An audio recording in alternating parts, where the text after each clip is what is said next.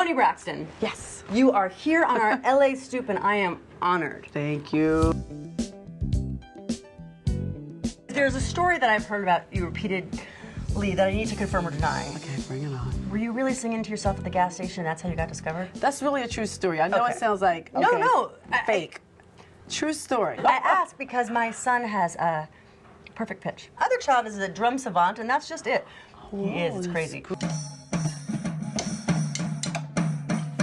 I want to make them a family band, and I know you used to sing with your sisters. Do you recommend or not recommend a family band?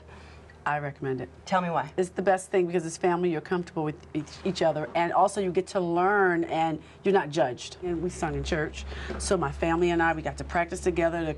The congregation was our audience, the pulpit was our stage. It's a warm room. Yeah, it's a warm right, room. They are very happy. welcoming. Yeah. And with family, it doesn't matter how good or bad you are, we always support each other. Okay, so I'm going to push the family band. Push the family band. So singing was your launching off point. Yeah. And then you moved away from the family band experience and began your solo career. Mm-hmm. Yep. Was that a tough transition to go from singing with the cloak of family to singing alone? It was tough, but you know, I'm the oldest of the crew. I am 10 years older than my sister Tamar. I'm 5 years older than the next sister in line. Wow. So it was challenging. How would you market us? How would we dress? Right. And I was always trying to be a solo singer myself. I'm a PK. I'm a preacher's kid, so we always sung in church. But, I'm a PK. You I know, like that. I didn't want to sing gospel music as a profession per se, even though I love gospel music. So I was always sneaking and going to different places. I would sing to the opening of a Band-Aid, an envelope, anything they had, just to be heard.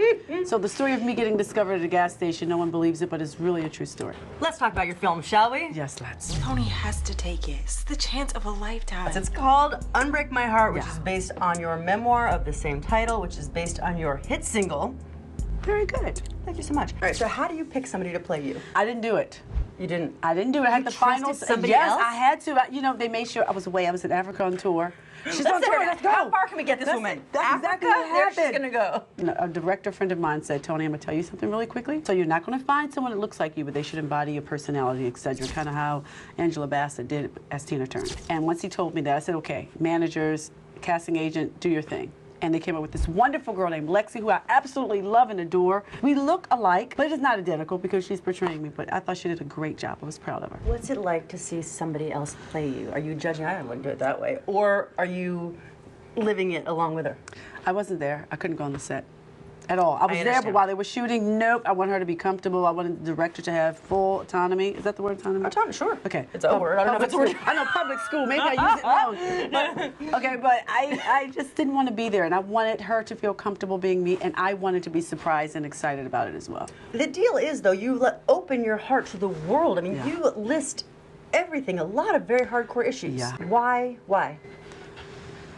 I was uncomfortable putting it all out there in the book. My mom was a little upset about some of the things I wrote, even though they were the truth. But it's just, you know, you're purging, you're telling everyone's story, and parents are protective of their kids and their family. Of course. But it was nothing negative, it's just family secrets. My family, we live like in covered wagons.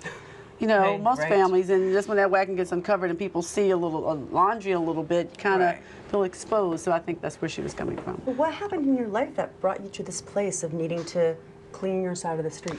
I had a hard time forgiving myself for Ellie and Babyface picking me. That they picked you and not your sisters? That was really tough. Within myself, I was reminded, oh, maybe you left them, maybe their career could have been bigger if you had stayed, or then I go, well, maybe it wouldn't have been no one having any career. For me, it was just a family struggle. For me, family has been the wonderful gift for me, but it's also been a little bit of a, I would say, congestion. Family is your training ground. Absolutely. For the rest of the world. Absolutely. And it can be an ugly battleground as well. I find families very challenging. Sometimes, absolutely. But then again, you're fueled with them. Absolutely. I wouldn't want to be anywhere else. Exactly, so you understand. But you put your own little family on Braxton Family Values for the whole world. Family Values. Never arguing with you again. Nobody cares about me! My sisters are comfortable in front of the camera. They're younger, the younger generation. I mean, it never happened unless it's on Instagram. Right. You know, so they're comfortable exposing themselves. I'm a little different. But my younger sister, Tamar, said to me, Toni, you know, it's important that you tell your story, because during the time when we first did Braxton Family Values, I had a little bankruptcy thing. And she said, but people are formulating their own opinion. People need to know what happened. So maybe. So what happened? people have illness, have lupus, and that was the reason I had to file bankruptcy. I was doing a show in Vegas and was forced to shut the show down because of lupus, and that was the reason. I'm really excited about the Lupus Foundation honoring me with this award. But some of the family members know, but everyone doesn't know. But the truth is that I have lupus. What do you mean? So you decided to do Braxton Family Values to explain what was going on.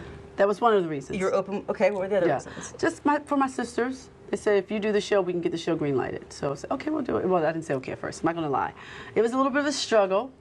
But you did it. But we did it, and I'm glad I did it. And you know, when I first did it, I was angry at myself. Why would I do this? I don't want to do this. But I'm finding that there are lots of times where I'm having fun, and it's being with my sisters. That's great too. Well, and that's not a PR line. That's like really from my heart. Has the rest of this been crap? No. But sometimes when you hear people say that, you go, "How genuine is that?" I mean, we all tell ourselves little lies to get through the day. Exactly. Like I will always be 40. Anyway. You're 40. No. I'm 32. Oh, really? I'm 32. I thought that. Well, then yes. I don't want to make you feel bad, but I'm 30. So. I think this is a good time to say thank you, madam, for sharing your story. Having me. Oh, and if you haven't noticed, there's a movie coming out. Unbreak My Heart. Yes. Thank you. Cheers. Thank you, mamacita. L'chaim. Gracias.